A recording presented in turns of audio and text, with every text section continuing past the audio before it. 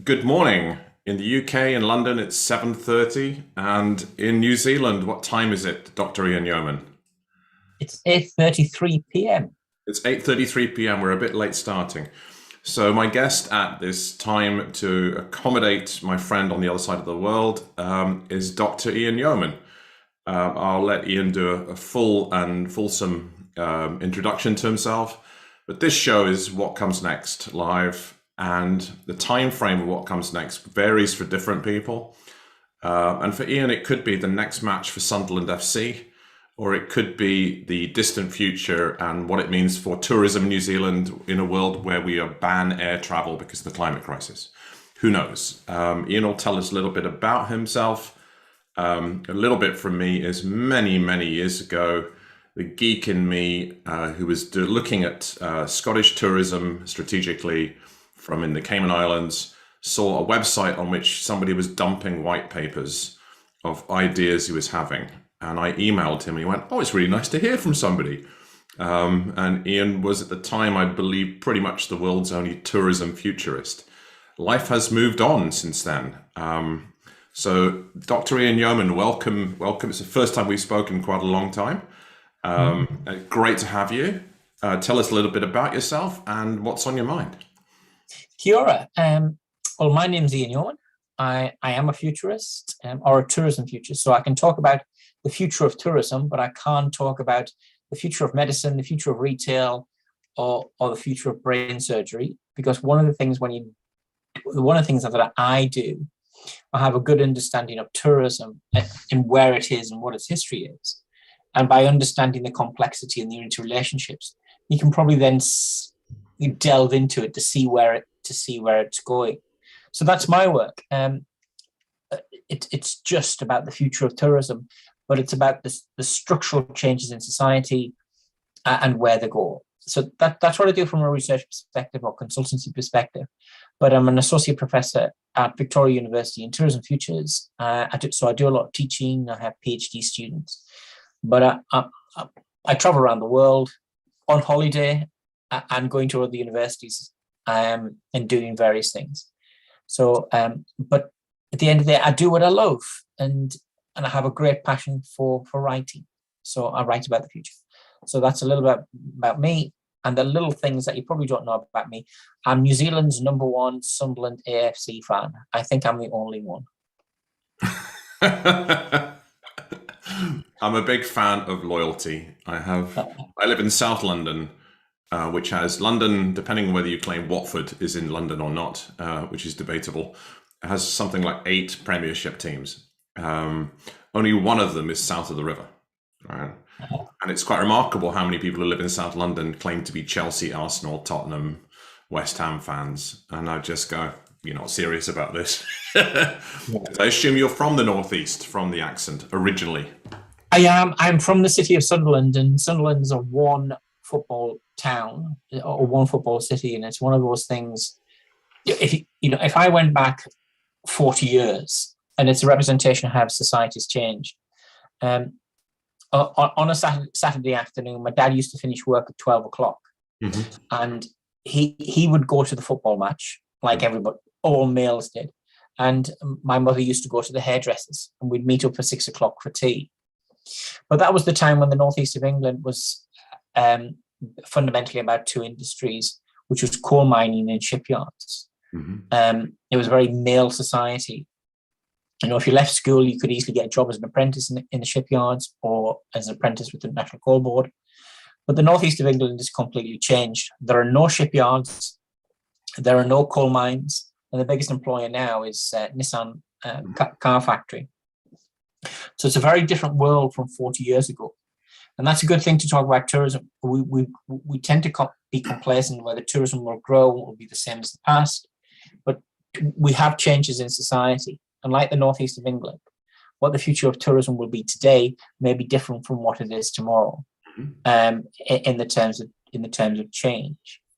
And when I talk about tourism, I talk about long-term things. Some things won't change, and the main reasons why people go on holiday in the terms of behaviours and the reasons for holiday, it's probably to search for culture, to relax, and to be with family and friends. They won't change. And the more busy society becomes, and the more busy your life becomes with more technology, the role of tourism becomes even more important, because it's a period of where you switch off and where you do things. And then, one of the trends in society at the moment is about mental well-being and how we create mental well-being. And tourism right at the epicenter of that. It's an escape route. It's how we escape to do something else. So, sorry, I've got a frog in my throat. So tourism has a good future in the terms of that. So I've always been very positive about what the future of tourism will be for a number of reasons. There's a number of things that are out there, and I always talk to people. So if I was to say, what will be the two things that will change the future of tourism? Well, tourism's the two right core drivers. These are long-term trends. The first one's always going to be the climate, right? Because whatever the climate is, if you look at the IPCC scenarios, that shapes the place. So, if you've got disruptive weather patterns, you've got rising tides, you've got a hotter climate, they change the ecosystem. So that changes the product and the experience where you go. And all of that research is very well documented in the terms of what you do and how you go. And the other big slow burner in the terms of change that will come, so if you go 30 to 40 years out, there's no doubt about it will be demography. If you look at the aging populations and falling birth rates, they'll get to the point in the future where you just don't have enough people so it's the relationship, those that are in work servicing the number that are out of work or not working, and the relationship change. So they're the two big long-term change that will shape markets, because the attitudes and beliefs, for example, of somebody that's 20 is very much different from somebody that's 50 or 60, and what they do and how they behave and what they eat and what they do. So that's where the big shifts will go. Then the other big drivers of change that we'll see, I've just written a book on science fiction, so I always talk about the concept of technological singularity. So think of iRobot. It's basically the relationship with augmented reality, the metaverse, automation, all of these technological advancements we'll see. And when you get to the point around 2050, 2060, where human and robot become undistinguishable and what they are and where they're going. But again, robotics and technology is very much it makes our life easier to a certain extent, but it changes how we engage with tourism and how we see it. It doesn't change what tourists do in the terms of relaxation, but it reshapes how we engage with them. And the biggest classical example of that has been, 40 years ago, 40 years ago, a visitor information site or a tourist site was quite common. And now they're virtually disappeared from across the world, because we don't use them. So again, that will have them. And the other big, then you've got to ask questions: who will the future tourists be? Where will they come from? So again, if you're following that trend, you ask the question: where will the middle classes of the world be? Because it's wealth creation that shapes tourists in the terms of that. So and those are the obvious questions. We're talking about Southeast Asia. We're talking about Northern Asia in the terms of China. We're talking India. So we're talking those countries, but in the terms of emerging middle classes. But fundamentally, world tourism globally will still be dominated by Europe, because that's where the population epicenters are. Europe's still got all the cultural icons in the terms of doing things. So it's where you want to go and where you want to do. So let me I want to pause because there's a lot of information you're throwing out, so I want to capture it. I'm just going to connect a couple of dots and ask for your thoughts. The first thing you talked about, which I think is a really important lesson for anybody looking into the future, is to study the past. And you were very clear. I actually do know a number of futurists, and some of them are generalists. So it depends upon what level of depth they go into. By choosing to really focus on tourism, the lens through which you look at the present and the past is often, because you love tourism, is looking at what does that mean, whether it's past history of human behavior or demography or industry or the industries of Sunderland or whatever. There's always that lens. So it's just, I just want to anchor for listeners on the podcast is that really get deep on the history of anything you're looking to predict the future of. So you then talked about, and there's two areas, I don't want to just recap this, but there's two areas I want to kind of quasi-challenge or just delve into. And you kind of talked about three reasons for why people have tourism, why they indulge in it. And one is, and I'm using my own language because it was something you said a few minutes ago, one about just slowing down and taking time for yourself and with other people. Slowing down and then being with other people, and then culture and discovery of places and history, etc. And so the assumption with tourism is that we travel away from home for that.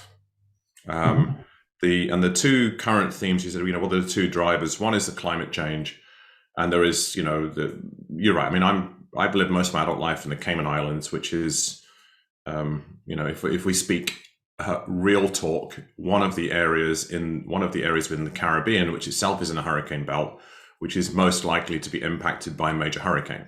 And I've seen one in my lifetime there. That actually means a really major storm every X number of decades, but a warning quite often, right? And a warning is all it takes to stop people coming in a hurricane season. So there is that, and if you're from Kiribati, then you've got no country in 20 years, all right? Then the demography piece, where people are living longer and the demographic shape is changing, so there won't be enough people to serve them. So there are two kind of thoughts popped into my head, and I'd love your thoughts on them. And the first one is, and I think COVID forced people to look at this. I mean, I live in the UK right now. I've lived around the world, but I'm in the UK right now. And the weather in the UK isn't brilliant. So people tend to travel and they conflate tourism with warmth, like needing to get warm. But actually, when they couldn't travel for the first couple of summers of or it was just a hassle, or getting back and be able to come to work, if you had a COVID test, you couldn't fly. People, it's becoming more and more troublesome to fly. I mean, going back to 9/11, how long ago was that? 21 years ago. Before then, it was just a breeze flying internationally, and then it just became much more difficult. But so many people just took time out to be with each other, to slow down, to relax, without traveling extensive amounts of distance. So, that shape of tourism may change. And if you look at we were talking about, I remember 20 odd years ago, I was a real geek for travel through airports. I used to travel a huge amount. And then I would go through an airport with a colleague or something, and they'd go, no, we turn left here, we turn right here. I'd looked at the airport maps online before I went to a new airport. I knew my way around the airport before I even did it. So my travel started before I got there. So it's, what do we mean by travel for tourism? If the experiences are to slow down, be with each other, right, as two of the three core drivers, then sometimes it's just switching off the phones. I went on a trip with some, people close to me last September. We just went 2 hours drive, and the agreement was anybody who came with us had to do no work at all and switch their emails off for a week. It's going to come with us, said, I can't do that. I can't guarantee I can do that. Can I just log in a couple of hours a day? We said, no, you'll spoil the vibe. So they didn't come. The second one is around demography. And one of the things I've been focused a lot on in recent years is the third age, particularly driven by my friend Chip Conley, who past guest on the podcast, writing the book, Wisdom at Work. And his focus is on the workplace. and it's really the acceptable form of bias is ageism. And if you're 50 plus and you're going up for a job against somebody who's 20 or 25 or 35, your chances aren't good. People are getting irrelevant in the current workplace more quickly, and yet a couple of weeks ago I was at an event which one can laugh about, middle-aged men in lycra, and it's called the Midlife Cyclist, but it was a bunch of men and women typically in their 50s, and the author and the panel were talking about how our generation are the crash test dummies of staying fit after 50. Because our parents, your dad, my parents, they might have been, even if they were really sporty when they were younger, they probably stopped by their 30s, right? So their level of activity might be, to be generic, a bit of golf, a bit of walking, whatever. The idea of staying fit into your 50s, 60s, 70s. I refereed a masters swimming meet, and there are people swimming up to their high 80s faster than 99% of the population of any age could do. So I guess my challenge to your thing about demography is also, if you look at economics, nobody's going to be able to afford to retire. If the paradigm is you work at a job you might not love that much till you're 60, 65, now 67 and stretching in the UK, and then you retire and you do nothing other than look after the grandkids, then you die at 70, right? If the life expectancy of the average person in quote unquote developed world, once they're 50, is to have an active life well into their 90s. People don't have enough money to retire, so they're going to have to reshape what they do, and therefore not only are you going to have not just the idea of multi-generational holidays that became a thing about in the last 20 years, then you're going to have 4 generations going on holiday. So how big are the houses and cottages and apartments you need for that? And then you're also thinking, well, you don't stop work at 50 or 60. You'll be working till you're, I actually saw Keimanian on the front desk of a hotel in central London a few years ago in her 70s. Mm-hmm. She'd moved to London because she had children who'd moved to London, and she moved there as a healthcare refugee because she could use the universal healthcare for free in the UK, whereas she got to an age where she wasn't eligible for workplace private medical insurance in the Cayman Islands. So she went, I'm not sick now, but I might be. And she's happily working on front desk to keep herself busy in her 70s. And to hear a Caymanian accent in West Central London was weird. So the two thoughts are, what if tourism, the two drivers are slowing down and being with each other, means we travel less? And what if, and just challenging your idea around demography, because we could just be stretching the envelope from adulthood being 18 to 60 to being 18 to 88. Well, there's a lot. I could spend the next 10 hours talking about demography because there's a lot. I know, it's typical. When we first met many years ago, we spent multiple hours in bars drinking pints doing that. Yeah.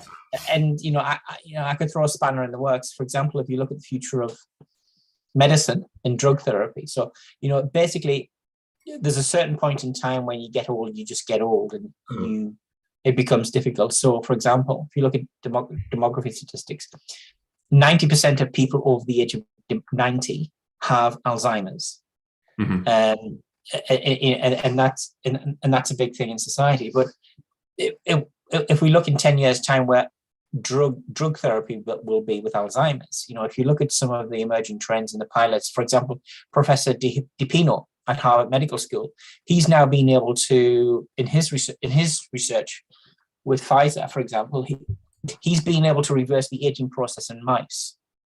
So in his laboratory, mice get younger.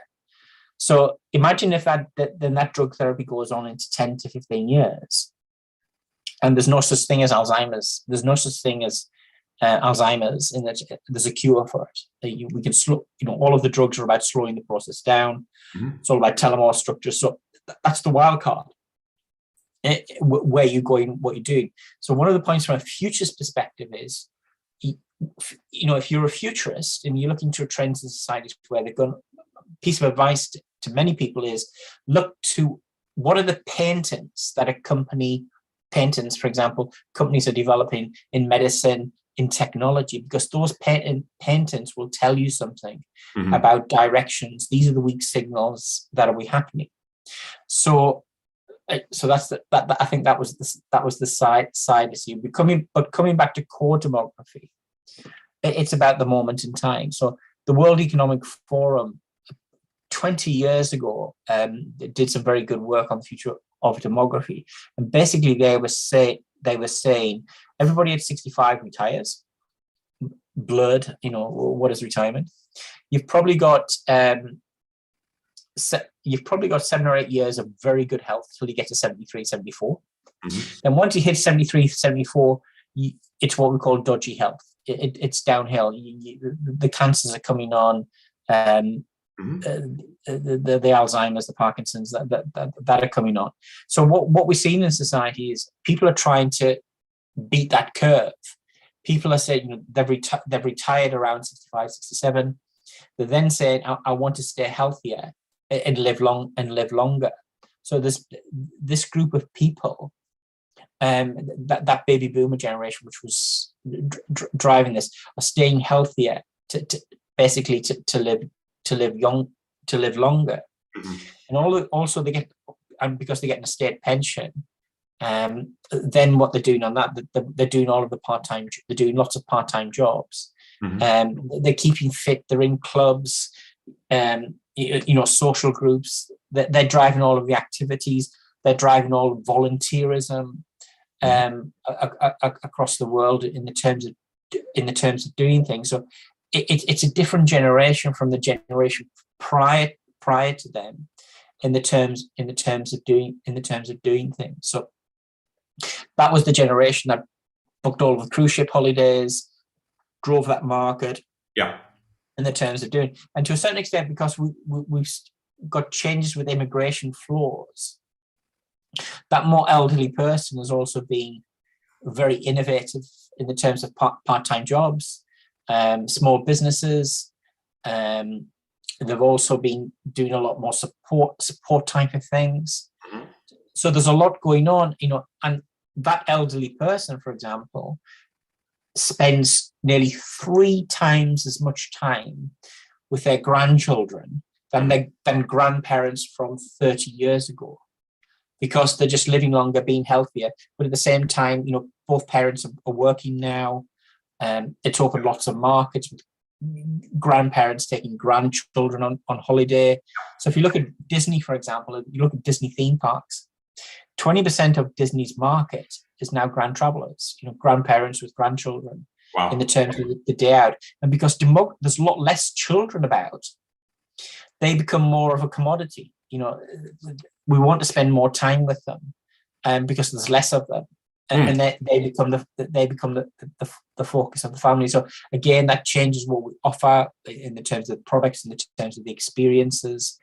So there's a whole things, there's a whole lot that surrounds demography in the terms of how it shapes and what we do, and in the terms of that. So that was the demography question. And relating to that was that question of distance. I think for tourism's always been about chilling out, relaxing, or the education, entertainment boundary in the terms of culture. So, for example, in the UK, we haven't been able to do the sun, sand, and sea destination. We haven't been able to go. We just haven't been traveling. So, what's happened in the UK? Domestic tourism has seen a fundamental boom, in the terms of what you can do. And in UK, tourism is very different from continental tourism, because it's more about activities and doing things. Scotland is not Marbella or the south of France. It's an activity-based place because it rains a bit, but there's a lot more culture in terms of festivals around Edinburgh. There's the West Coast and the islands. So what we do is very different. But one of the things that's coming out of COVID-19 is, so for example, Airbnb last year sold did more short lets in Cornwall than they did in London. And why? It was just a simple reason. We felt a lot more safer in a rural location than we did in an urban centre, because safety in 2021, because of COVID-19, was prominent. We wanted to cocoon ourselves and do that type of activity in the terms of doing things. So again, it's about procedures and where we'll go. It's about, so basically, if you're going to do intercontinental travel or foreign travel, the two questions are about accessibility, cost, and convenience, and about doing that. So a number of people will switch off from that in the terms of things. So I've got a trip to Croatia in June, at beginning of June, but to get from New Zealand to Croatia, it's a bit of a pain. It's 3 to 4 connections from where I live. Then there's all of the COVID-19 tests, etc., etc., etc. And then when I get there, there's issues around insurance, that I've got to think about how do I get back, and all of that time. So it's about convenience. So I think you're quite right. I think around at the moment, the issues around safety, Ukraine, I think, domestic tourism is seen very much more of a renaissance, because it's local, it's controllable, it's more accessible, and to a certain extent, you know more about it. But without doubt, it's not the end of tourism in the Mediterranean or Spain, because those destinations are seeing a bit of a boom at the moment, because as you come out of COVID-19 and where you go. Yeah. So I think that's some really good stuff there. I'm just going to digest it long after we get off the call. The distance bit, I think that you're also talking about. One of the things I focus a lot on is the workplace and leadership. I typically my clients are typically senior leaders looking for transformative change in their organizations. Yeah. And it's all, it's about leadership, and it's leadership. And my phrase is leadership's about people, end of story. So it's always about understanding your people. What do they need? How do you, one of the huge, you and I are approximately similar ages. So, we grew up in the UK. Yeah, I've got hair. I've got hair. Thank you, mate. I support a better football team. That's subjective, right? But we grew up with, Thatcher in the 1980s and real massive shifts in industry and what work looked like. And you mentioned Sunderland's a great example. But if we look at that now, it's like when you've got those workplace shifts we talked about mind, well-being. Actually, the phrase I heard from the people around that cycling event were leading a long and healthful life, which I think is a really interesting trend. And, I'm just Gen X rather than baby boom, but, and those demographic, generations are different. But yes, the idea of it's an expectation that we'll not just stretch the 73 wobbly health, but we'll live forever, basically. But the world of work, the internet really kicked in about 1994, 95, when email became a thing. And then we got Blackberries and all this kind of stuff. And there was this idea, and I'm a student of economics, there was this, Keynes was saying 80 years ago that we would only work 3 or 4 hours a day because of efficiencies. Well, of course, what happened when we got email is we're on all the time, non-stop. And working from home, for the people to whom it was brand new, unlike the likes of you and I have probably done it for 20-something years, it was like they ended up, I'm actually working longer hours, even though I'm not going to the office, right? Because I'm never switching off. So the desire to, when I grew up, holidays were very, very active. People wanted to get out and do a whole load of stuff, no matter what country they were in. And there was the idea of like the Brits from this cold country going lying on the beach for 2 weeks and doing nothing. That will actually make a big comeback to me because of the reasons you're talking about, but for a different reason. It's just because it's all about relaxation.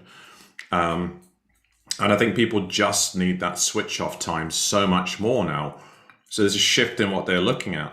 I guess and I'm kind of, rather than add anything more, I guess the one thought I really want to look at, and, my home countries are twofold. One is Scotland and the other is Cayman. And this is my recollection of the story, is the reason you got brought out of academia into Visit Scotland years ago, because the chief executive at the time was an oil industry guy, and he went, "Who plans your future scenarios?" Because the oil industry does that, right? Tourism doesn't. Philip Riddle, who actually beautifully, what did he do in retirement? I had lost touch with him, and then I was actually in the Edinburgh University graduation in 2019, I think, when one of my sons was graduating with his MA, and who was called up for his PhD? Philip Riddle. I thought, fantastic. He went off and got a postgrad in his, I guess, late 60s. But then I look at the Cayman Islands, and I'm going, low-lying island, highest point land, not very much, in a hurricane belt, very, very wealthy island, great opportunity to invest in the future, doing very little about renewable energy or sustainable living because everybody's wealthy. So why rock the boat? And if my Cayman audience listens to this, I'm going, call Dr. Ian Yeoman, hire him and his consulting guys, and have him start looking into his crystal ball for you. Because I really do think, in business, you're always looking for opportunities and gaps. You talked about Disney. Disney will be deeply studying all of these things, and they can try and experiment in the now. I remember Disney many years ago, the Experience Economy by Pine and Gilmore is one of the books that drove my work in tourism, right? Yeah. And that's mostly about Disney. But they'll be looking at that stuff. They're looking deeply into the future to see how they can get an edge, how they can do things better, how they can live their purpose of helping people have fun, etc. I'm simplifying. I guess apart from pitching you to every country in the world that should hire you, what are the two or three, I mean, let me just ask you this and then you can answer and then maybe wrap up with any closing thoughts for yourself. I'm just wondering, what are the two or three things that countries need to look at around tourism?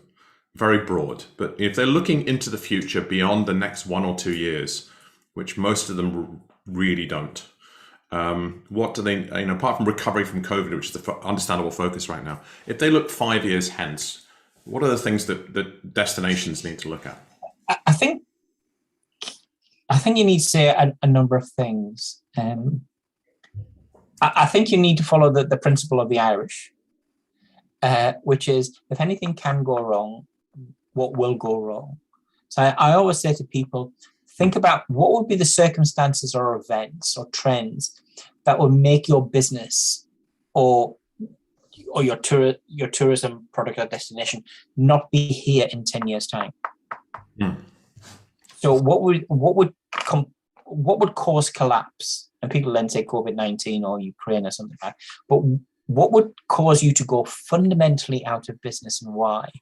Because if you can understand why you won't be here in 10 years' time, you can probably make some sort of decisions before that occurs. And that's the role of leaders, of chief executives, to foresee and understand the complexities of where you're going.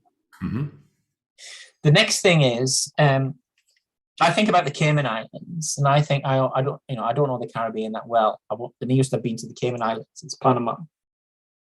But I always say, I've done a lot of work in the Pacific, Fiji, Vanuatu, Tahiti. But the thing with those destinations is they don't have to be everything to everybody.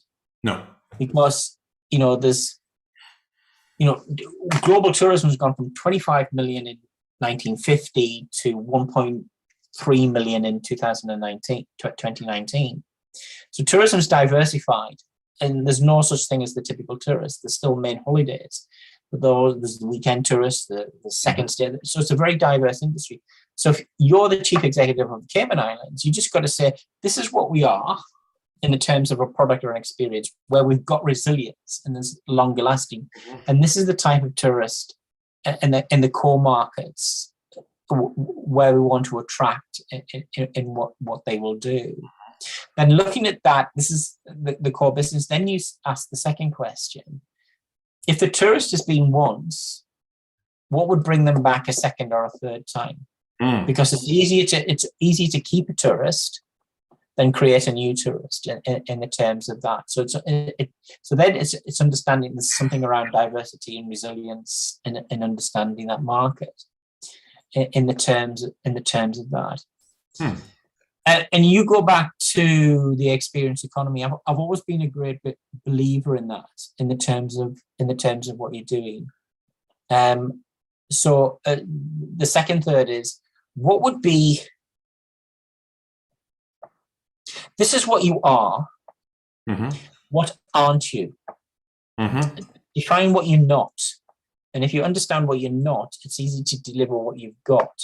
Then with that as an intermediate question is, what could you be? Yeah. And what some of the think about a couple of wild cards and a couple of alternatives to do that. And the final thought is probably don't forecast the future, backcast the future. This is what we want to be, or where we want to be, and this is how we should see it shaping up. And if you said this is where we will, what would be the steps you would take? What would be the decisions we'd have to take in order to get there, and how, in the terms of what it could be and where it goes. Wow. And the final thing is, I think it comes back to what you said about leadership. A leader can't do it by themselves. It's about the team that's around them. Totally. So I'm going to actually repeat what you said. If anything could go wrong, what will go wrong? What could cause collapse? So that's all about resilience. Yeah, it is. In the first instance, and I've been writing a fair bit about resilience in Taleb's book, Anti-Fragile, for example. Because being anti-fragile is a level beyond resilience. It's being able to take advantage of times of change. Then you talk about this area of focus. You don't have to be everything. And then what would bring them back? It's easier to retain a customer than not. And a quick thought on that is Vincent van der Poel Wallace, who was the head of the Caribbean Tourism Organization for years. His stump speech was basically that the Caribbean is considered by Americans, for right or wrong, as one entity rather than about 30 distinct nations and destinations. But the joy of that is they'll keep coming back. As long as they get a good experience in one island, they'll keep coming back to that island or another one. What aren't you? What could you be? My two thoughts are coming from listening to you are, every question you're asking, while through the lens of looking into the future of tourism, are totally relevant to every business in every industry and into the leadership challenges. And when you got into, and one more thing, and you were different questions to ask, this is conventionally done by businesses looking at themselves, or with facilitation and workshops and all this kind of thing. The really smart thing is to find somebody who spends their life studying this in your industry. And if it happens to be tourism, that would be somebody like yourself, and bring in somebody to ask and answer those questions. And there we get back to the nice way to bring my last thought is that when you wrote a scenario for the Scottish government of saying 50% growth by, and it was like 10, 15 years in the future, some politician read it and went, "Oh, that's policy." To which he was going, "It's a scenario. It's a discussion piece." But it became government policy, which is fascinating. So recognize that scenarios are there for you to explore in different directions before you land on something. So every lesson you're saying from your deep experience around looking into the future of tourism are totally applicable to every single industry. So that's it's a masterclass on looking into the future. So thank you. That's okay. And I haven't mentioned Sunderland that much either. Well, you might win something in the next few decades. But there is a lot to be said for loyalty to the same club. I'm a Hibs fan, so we'd have won the Oddmore Trophy, but we're equally small, and but I'm not a glory hunter, so. No, that brings me back. Was it Mercer who, that era when they're trying to amalgamate the two clubs, it was just going to be a non-starter? Yeah, because 100-year plus of deep history. But yes, we can't really get into a football chat now. We might lose our audience's interest.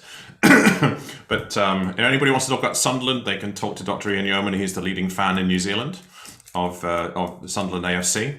And I'm probably the only Hibs fan in my little town south of London. So that's okay. Anyway, it's been an absolute pleasure. And when you ever make it back. If you're passing through London, I will make a pilgrimage to wherever you're sitting, and we'll have a couple of pints, and we'll solve all the problems of the future. That's okay. That sounds good. Many thanks, Ian.